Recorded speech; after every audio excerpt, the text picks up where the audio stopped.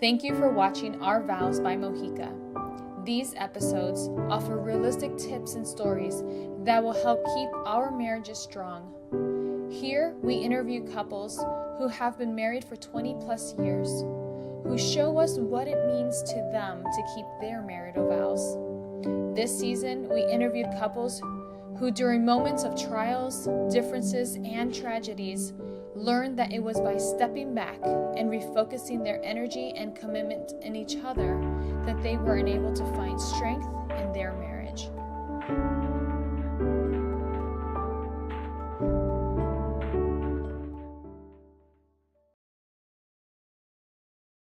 Okay, I'll tell you about us because his will be really long. And I'll interrupt when she's wrong. So I was born in Colorado. Danny moved to Colorado from California. I was born in San Diego. So I'm better than him because I'm a Colorado native, and that's pretty impressive to be a Colorado native. Yes. We went to rival high schools and had the same friends we went to the same junior high school back when they were called junior high schools. So I have to interrupt her here because she's going to tell you that we didn't know each other until after high school. But I knew who she was in 8th grade. When I was in 8th grade and she was a 7th grader at North Arvada Junior High, I was not popular. I know it's hard to believe, but she was. She was this gorgeous 7th grader. Unibrow and blue-eyed makeup. But that was gorgeous back then. So I knew who she was from 8th grade on, is what I'm saying. She didn't know who I was until I wrestled and defeated her boyfriend in high school. And that's a okay, go ahead and go back story. to telling our story. So even at our 20th anniversary, high school anniversary, I introduced him or reintroduced him to that boyfriend. And I said, yeah, we wrestled in high school. And he said, you probably remember the score, don't you? And I said, 12-4. So yeah, I remembered beating him in high school. Yeah, that was a good day. So anyway, we went to rival high schools. She was super duper popular, and everyone knew who Laurie Clays was, like everyone. And she started coming to my church her senior year, towards the end of her senior year, and I had already graduated. And they put pictures on the wall of all the graduating seniors, and her picture was on the wall. And I remember staring at that picture thinking, oh, how sad. I will never, ever even date someone like that. I don't date beautiful girls. I was going to say, what am I I date not good plain enough girls. for you? So, yeah. Anyway, so it was depressing, really, because I thought I just don't date pretty girls. I date normal girls. They're pretty enough, but she was gorgeous. So, anyway, then she was dating a friend of mine who I knew from church, and he introduced us, but they were still dating, so I didn't think anything of it. Then I went on a church mission to Germany, and while I was gone, my best friend had actually started hanging out with her and wrote letters and said, hey, I'm hanging out with Laurie Clays. And I thought, well, if he can hang out with Laurie Clays, I can hang out with Laurie Clays. So when I got home, this friend introduced us, and we started going out. And there's a lot more to that, but I won't bore you with those details.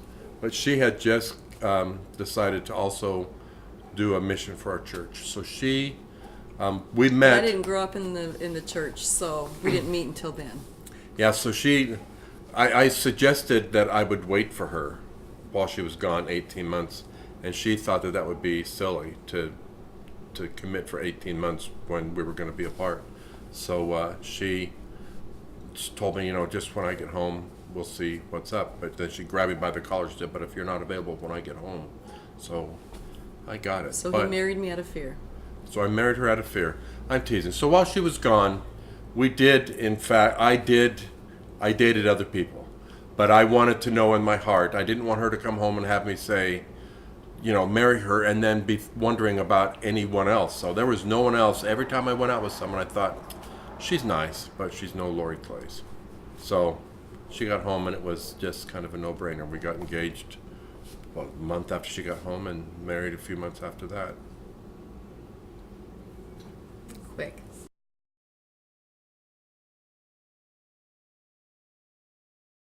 I had an emergency appendectomy, so I left Greeley, which is an hour away from where I grew up, and that's the first Sunday I was able to, because the doctor said, you're going to have to take this quarter off of school.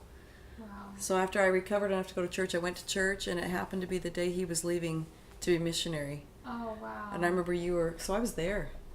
I remember thinking he was really cute, but I didn't think anything else about that either. But so the fact that I was there that day was kind of something else about it. Yeah. So if it was the time that you were leaving and you were coming back, did you write to each other at all, or did you Not just while I was out and she was home. We didn't know each other officially well met enough. him then. Yeah. So you officially met after the mission.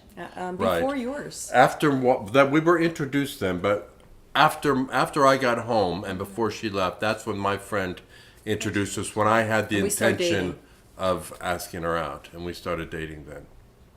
And both of us thought, I just got home, she was just leaving, so we won't get serious. This is just can be friends hanging out, and we got serious. But you were smitten. But we at haven't that been point. serious since. Oh boy. Yeah. We were, I have to admit, we were both smitten. Yeah. I think she was smitten, but I was smitten for sure. That's awesome. My mom was smitten with him. Her mom was smitten, and Yeah, that's she actually was. part of the reason. Every time I came home from school while she was gone, her mom would take me to lunch. Just, I think, to make sure that I knew that. And all guys like to be taken to lunch, so. That's right. Her mom is a sweet, sweet woman. And I just remember thinking, if Laurie turns out to be half the woman her mom is, this will be a great, And I have to say something. When we were engaged, his dad found out, we got engaged in December. His dad found out he had pancreatic cancer in February. And so we left school to help everybody. It was just tough. And he died a month after we got married. So 4 months after he was diagnosed, he died. And I watched, and we were engaged, so you're madly in love. I watched his mom take care of his dad. And right then I thought, could I do that with Danny? And I sort of have a couple times. She could do that, yeah. A couple times when I've had surgery and things, and she's had to take care of me, or when I have a man cold, and I have to spend a week or two in bed, and she has to wait on me. Man colds are way different than girl Hand and colds. foot, yeah, Colds. yeah. So, but I actually had actual surgery once, and was actually laid up in bed. Wasn't just a man cold. Not going to go into detail because it was weird surgery, but I was in bed. She I took might care go of into me. detail later, depending on what questions you ask. Nah, we won't be going into detail.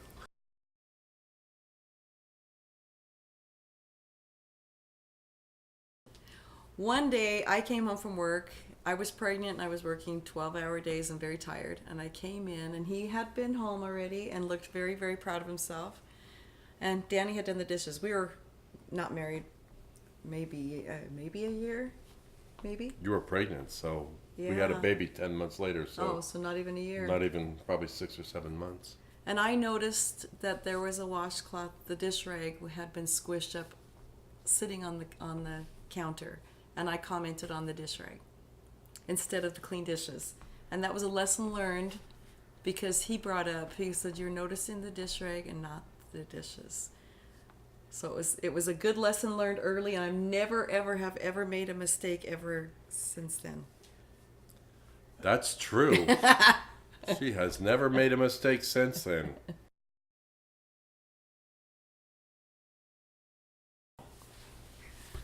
Danny and I are very different people. Oh, you moved away right there. No, I'm moving so I can see you, so I can look at you while you're talking. You moved away from me. I didn't. So, I grew up, okay.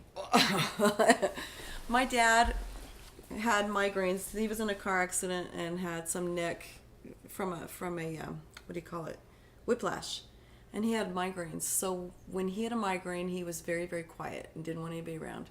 Danny is a very quiet, believe it or not, very quiet guy. And I still, 33 years later, have a hard time when he's really quiet. I talk all the time. And sometimes if I say something that I'm expecting a response and he doesn't say anything, I revert back to thinking, okay, he's unhappy, he hurts, something is wrong in our relationship.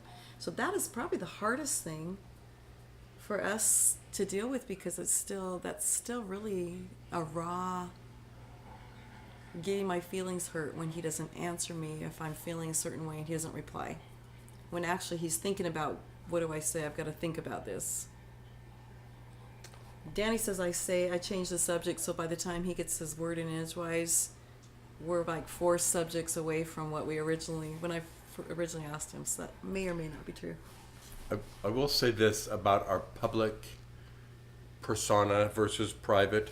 We've had more than one younger couple has come to us and said, you guys just have the perfect marriage. Like, do you have a perfect marriage or do you fight sometimes? And my answer is yes. Both.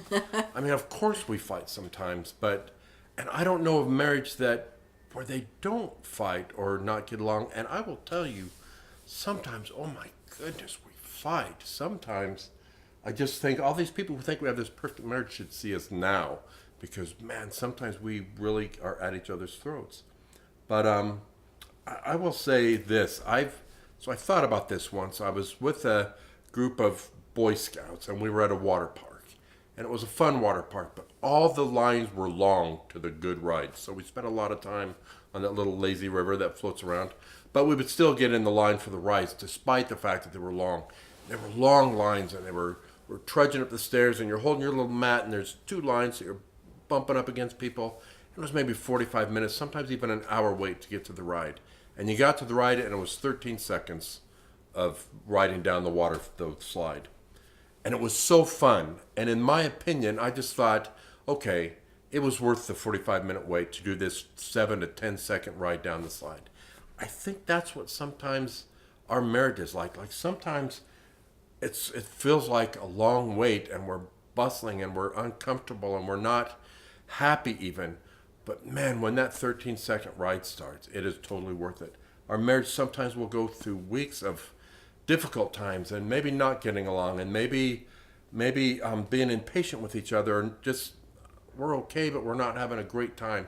But then all of a sudden we have a week or 2 or 3 or more of just a wonderful, wonderful time. And to me, however long that drought is, it's totally worth the wait for that 2 or 3 day or 2 or 3 week time that it's wonderful. I think marriage is made up like that. There's some wonderful times, some really hard times. But the hard times are so outweighed to me by the wonderful times. We have a lot more wonderful times than hard times. We do, but that's kind of what it's like. I was actually talking to a young man once who came to me for advice in church. He was getting ready to turn 30. He was also getting ready to get divorced for the 3rd time. And he was complaining about his wife. And, oh, my wife does this and this and this. And I just said, yeah, at my house we call that marriage. I mean, when a woman marries a man, there's some certain things she's going to have to deal with. And when a man marries a woman, there's certain things you're just going to have to deal with that you don't like. We're different people, and we're different. We do things differently. We react differently. We think differently. We're raised differently. You're raised by different parents and different family dynamics. Danny grew up. They watched TV and ate dinner on TV trays. Yeah, and she grew up with 100 kids sitting around the kitchen table. Or 6 kids, whatever it was. Felt like 100. But it did feel like 100. Still feels like 100 when we go back to visit. But yeah, that was something different that I had to get used to. Someone gave us TV trays for a wedding gift, and I was so excited. And that was one of the ones we took back. And I was so sad because I thought, wow, we're going to watch TV and eat dinner if we don't have TV trays.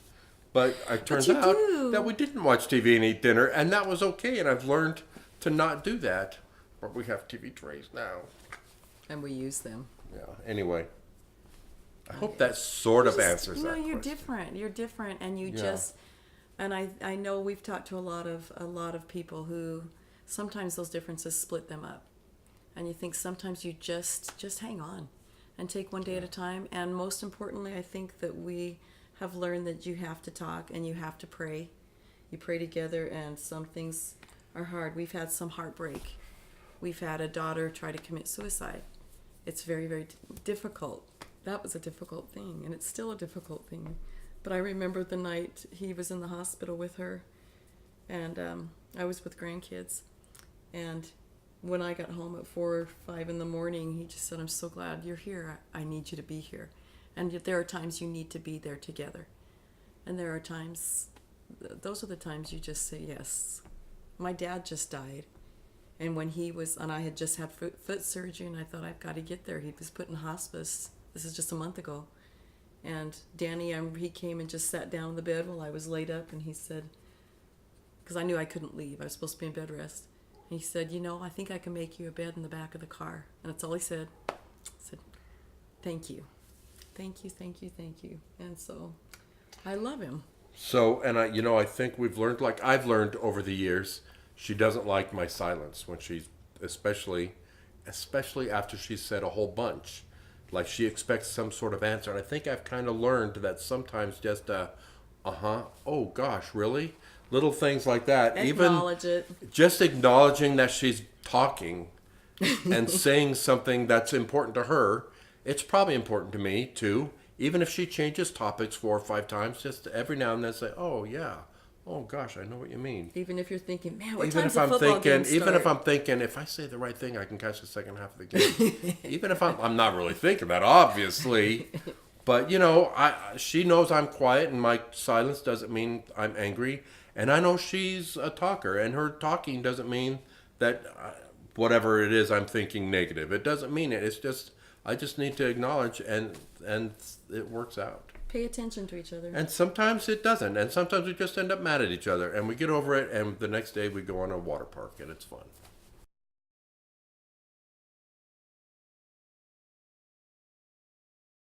Ooh, that's a good question. So I currently work for the FBI, but I spent 24 years in the Air Force, active duty. Joined the Air Force, Jessica was about 18 months old, so about 2 years or so after we got married. A little more 2.5 because you have years. to do your math, or otherwise it sounds... Yeah. 2.5 years or so after we were married, I joined the Air Force, and we spent 9 years total in Germany, and we moved around a lot. That was awesome. We moved around a lot, but I deployed to Iraq twice, to Bosnia, to Africa. I went on several other week and 2 week and 3 week long trips to Russia, and like hundreds. There probably. you go. I spent an awful lot of time. I was a single parent with a away husband. from home. Yeah, and it was. She was very supportive of me during that time.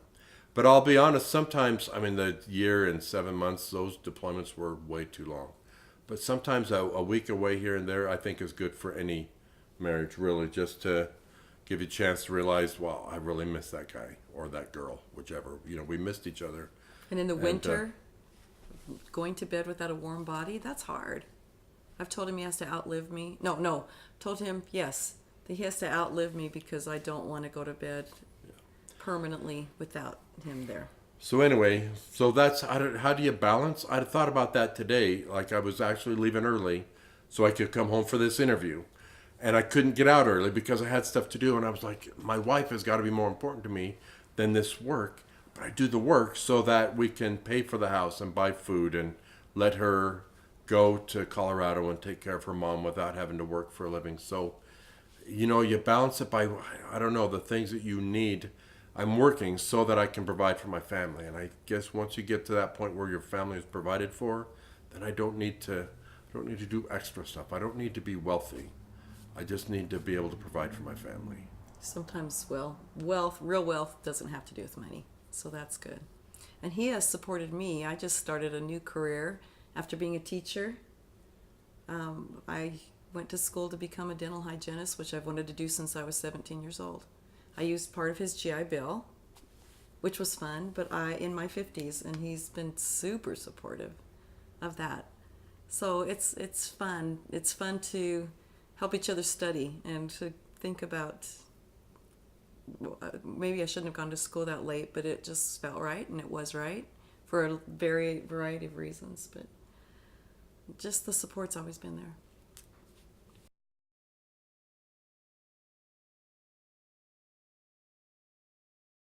Being a military wife was, I thought about getting a master's degree in marriage and family therapy because I feel like I, as a military wife, would have a lot to offer a young couple who struggled with that. There was a lot of divorce. There's a lot of divorce in the military. But we've had some times there that we have seen marriage counselors, and I think people need to know that doesn't mean your marriage is failing if you go and get some help, because everybody needs to have professional help sometimes when you just don't know where else to go. So, I concur. but there were very tough times, and there were there have been, there still are great times. And I love him more now than I ever did before we had gray hair.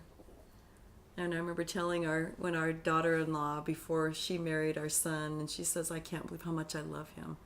And I said, oh, you just wait. The more years that go by, the more you love them. And I still will look at Danny and just, I don't know, fall in love all over again. Don't get a big head. Okay.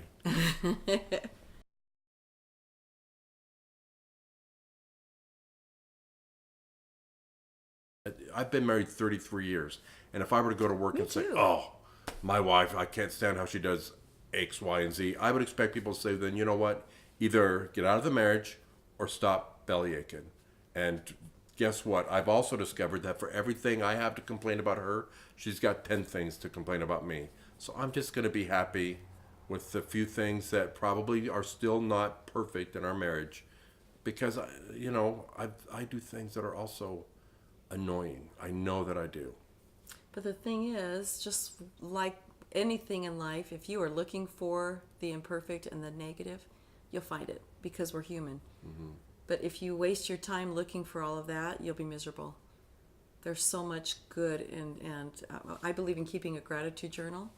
And gratitude journals are really, really important, because you actually write down and you're looking around for something that's good. And then you could spend all day writing things you're grateful for once you start looking for them. So, and we've had times, I noticed that the times that we have struggled have been the times when we forget about laughing. So a sense of humor goes a long way, and it's a vital part of marriage. You have to laugh at yourselves. You have to laugh together. When you start taking things too seriously, that's when you start seeing the negative, and it's just not worth it.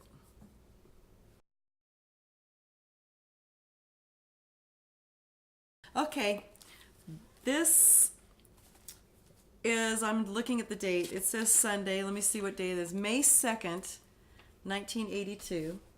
Danny and I, this was a week. The day after our first date.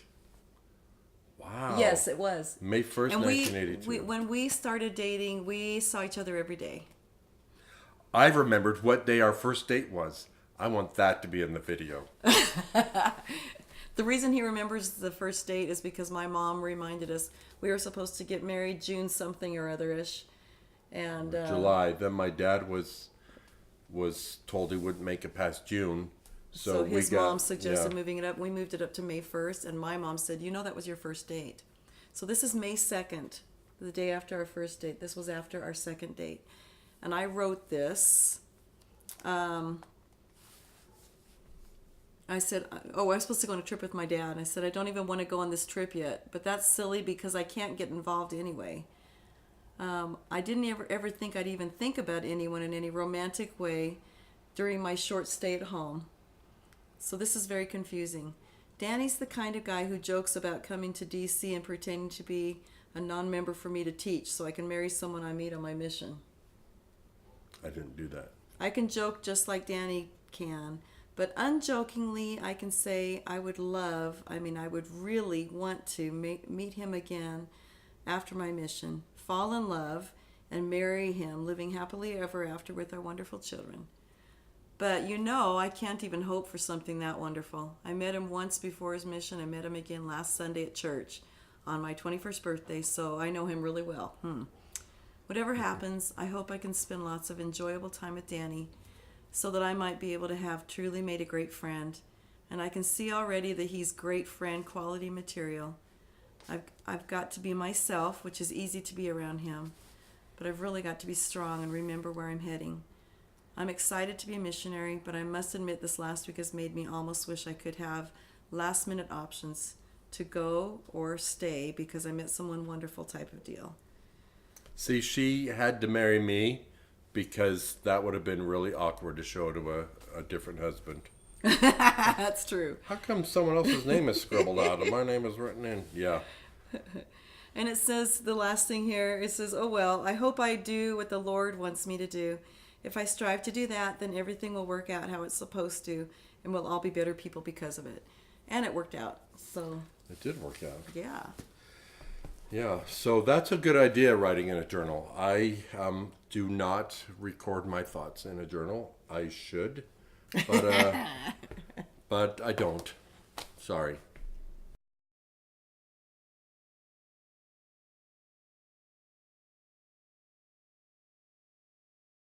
I am gonna, because she did already sort of talk about that. I'm gonna talk about times when I look at her and think, "Wow."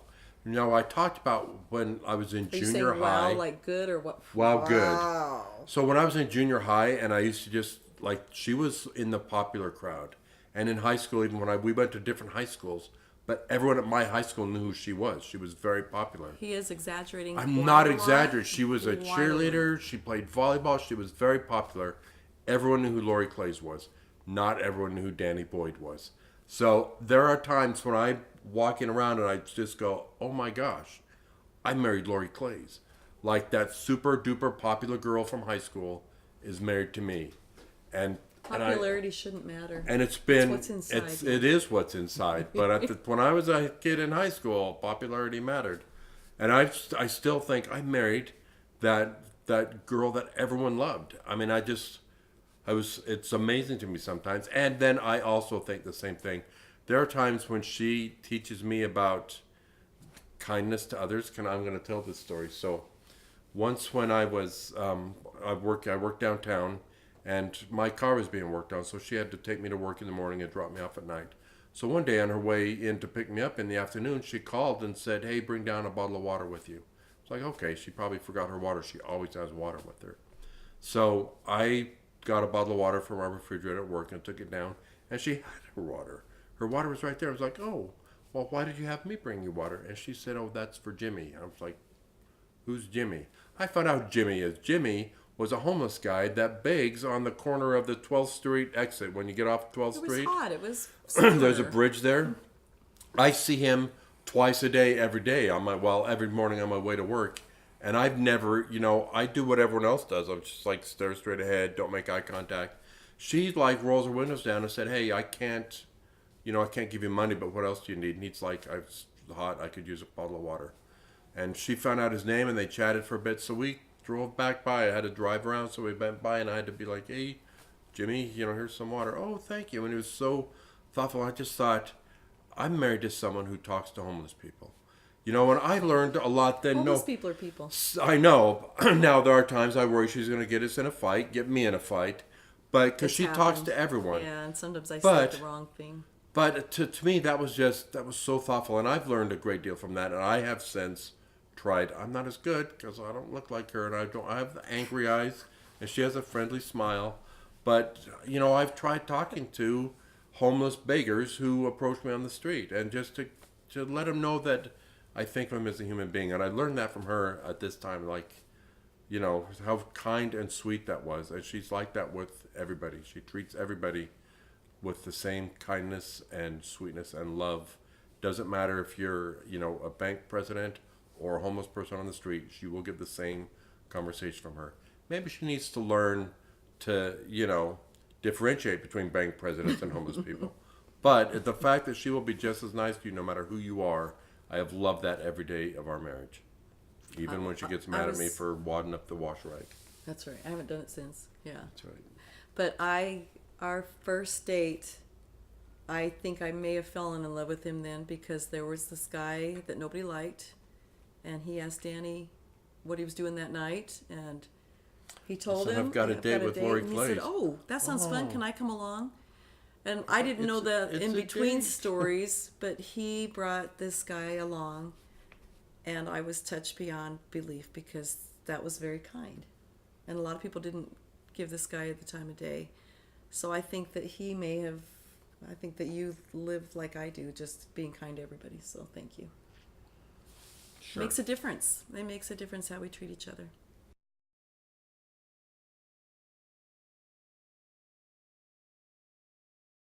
So Yeah, I want to know. I want to know how you So found out you were in love with despite- me. I'm going to tell you how I knew that I was in love with you. So she was, you're right, all these things. She was beautiful. She was super popular. And that's what made me nervous about asking her out. But once I asked her out and we went on some dates, I saw how kind she was to everyone. And I maybe I should have realized that. Maybe I should have thought, well, maybe I'm one of these weirdos that she's nice to. She's just being nice to me because she's nice It's to everybody. true. But I just, that's the thing that made me fall in love with. She is so kind and sweet to people that don't normally, like people that you wouldn't normally associate with the popular girl. I don't want to say no. Some were big, some were just a little different, and some were also popular. She was just nice to everybody and treated everybody exactly the same, which was nice. And I just thought I thought she loves everybody should everyone, be and like she is nice to everyone, except for people who were bullies. She wouldn't be nice to people who were bullies. She would let them know what she thought, but Yeah, Danny thinks I'm going to get myself killed because I do speak up. she does speak up. If someone is being rude. But So when did you fall in love with me? I want to know this. that was right around in that time, when before you left for Washington D.C.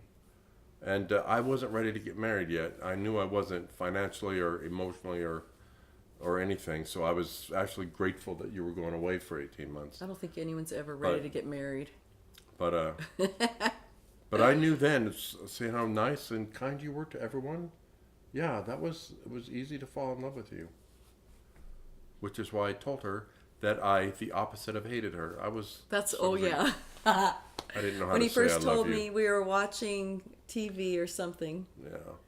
and he said, I really, really like you. I mean, it's like, I don't hate, I kind of the Right, the opposite of hate you.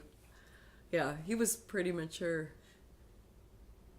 I've matured since. I'm much more mature now. I've told her how much I love her. I love you. That's what I meant to say, whenever that was, way back then.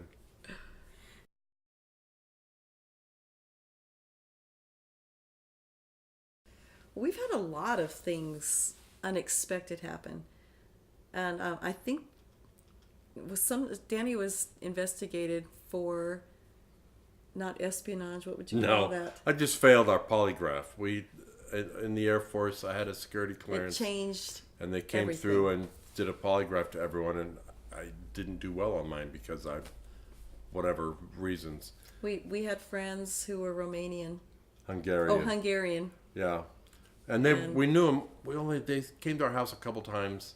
We knew them from church, and then like it was in Germany, and like all refugees, they went off somewhere. But in the polygraph, they asked if I was having illegal contact with a foreign agency. Well, I wasn't, so I said no. But I thought about this family. I'm like, oh, but I did know the Uhas family. I wonder if I should have reported that contact. Because top secret security clearance, you have to be very careful. So long story short, I failed that polygraph. I had to retake it several times. I finally passed, but that changed a lot of our plans. We had been planning on going to ROTC at BYU. He was and already accepted into the program. instead, and so we it had just- to make other plans. But the other plans took us down a path where I spent more time learning and studying Russian. I became a Russian interpreter.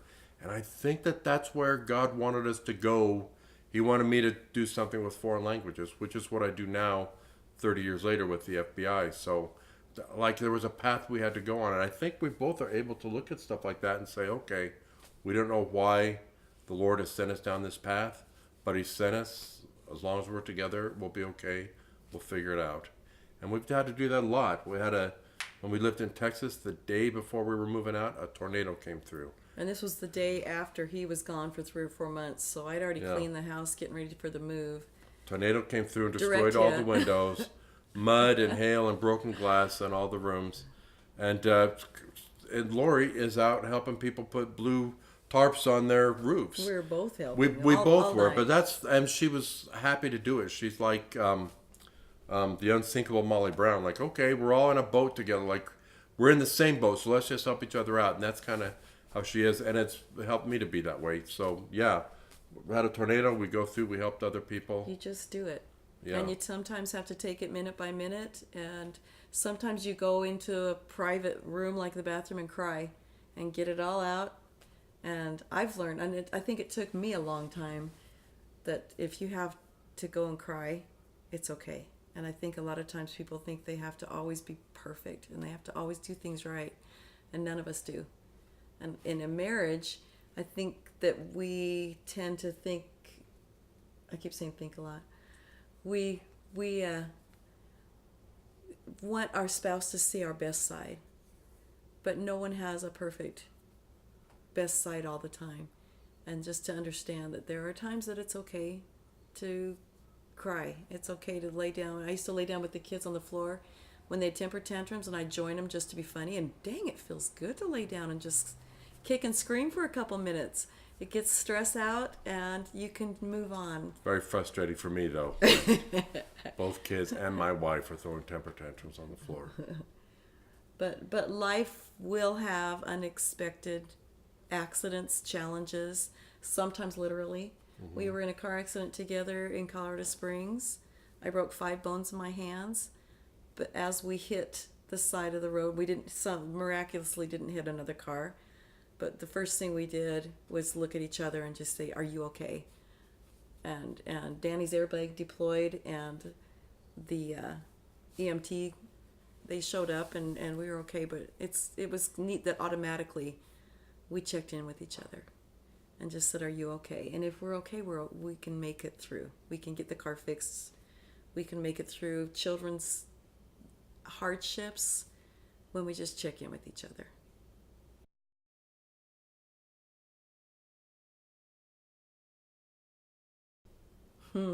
What do we do to keep close to each other? What do we do? We buy this couch where you have to hold on to each other or else you fall off. You know, that's a good question. And we've had a lot of separations, and so we've had to. But I will say, I spent 2 months in Washington, D.C. last year and the year before. And you're going again? And I'm probably going again this summer. And I tried, I'll try to call every morning as I walk to work, and then again in the afternoon as I walk back. And we'll say our prayers together. We read scriptures together. And if we're apart, we'll do it over the phone. We do that in the morning, and we try to say prayers together in the evening. And I make it sound like this is something we do together. It's something we try to do together. We often do together, but sometimes we don't. Sometimes we forget it, but we know it's something that we like to do. We find TV shows that we both like to watch that we'll watch together. We have ones that we watch separately, but we'll do that together. And we don't have TV, and that's kind of a good thing. Yeah. But we have Hulu and Netflix. And we like to go to movies. You can choose. Yeah, and so we have done, this has been something good for us. We have done Weight Watchers together. I needed it several years ago. Laurie didn't really, but she joined with me, and she actually became a leader, and we both lost weight together. It's something we still, every time we eat, we figure out how many points food is. That's kind of fun to do together. Mm-hmm. Yeah. We don't do everything together. We both like to exercise. I hate classes, as she loves classes, so I'll either go for a run or ride a stationary bike and lift weights, and she'll go to her class, and I think we're okay with that. We don't always have to do everything together. We've had some amazing trips because we lived in Europe for 9 years. But it's interesting. I've been to Paris a lot of times. And I've been to Venice a lot of times. I've been to Rome. I've all the romantic places, never with him, which is interesting. We think, we really should go to we're supposed to go on a cruise this summer, and we haven't planned on, we haven't finished that, but yeah, I like that Danny said that you have your time apart, or your separate interests, and not cling to each other physically all the time. To stay close, you respect each other's. Like this. This is because the couch is really, yeah. But and we love each other. I think it's important to know what each other's interests are, and to give each other privacy and to give each other space.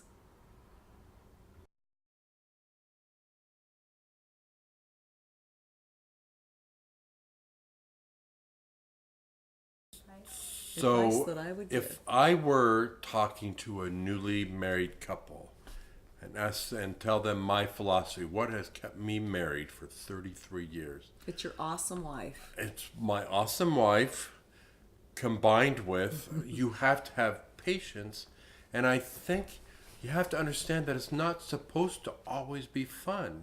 I think that a lot of times people get married and they think from now on life is just going to be fun Happily and grand. Ever after. And it's not always fun and grand. Sometimes it's awesome, and sometimes it's horrible. And you put up with the horrible times. Horrible's a big word.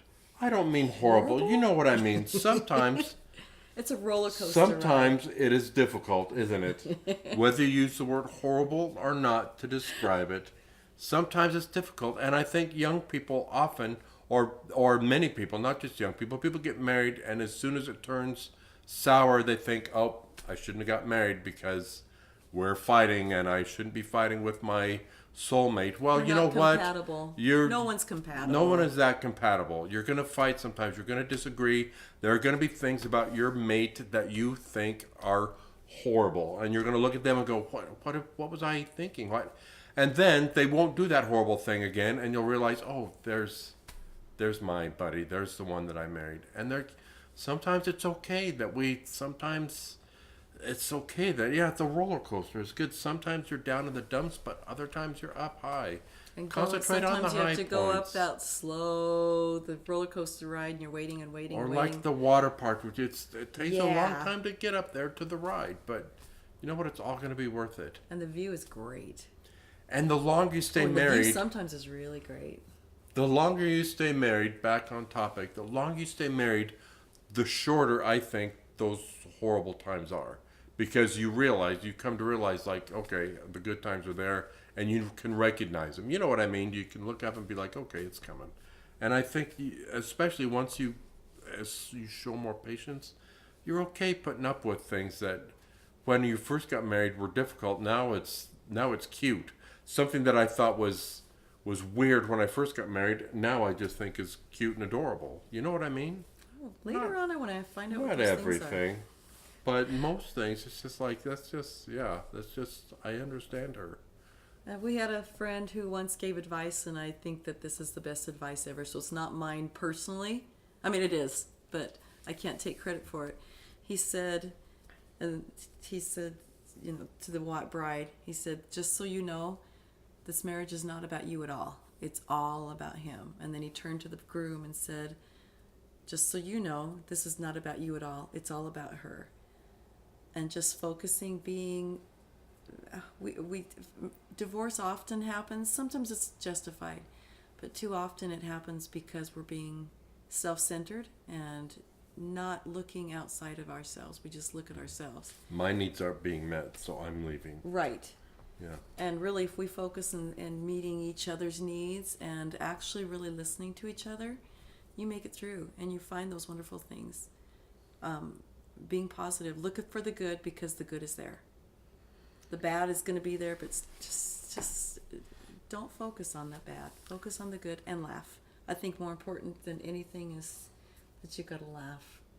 And I think I've heard it said that marriage is 50-50, and I disagree with that. Marriage is 100-100. Both of you have to put 100% in to the marriage. It's not meeting halfway, it's meeting all the way. And if you both do that, if you both take care of each other's needs, then both your needs are taken care of. I don't have to worry about me if I'm taking care of her, because she will also take care of me. But we all are human, so we're going to have our times that we are super, super, super selfish. Yeah, and But even you after just, 30 years of you marriage, just when keep you're like, going and you learn, and the next day you learn from the things that don't work, and you just keep going. My parents celebrated their 66th anniversary on February 3rd, and he died 10 days later. Mm-hmm. And she just focuses on the fact, she goes, we celebrated 66 years. And what a great ride.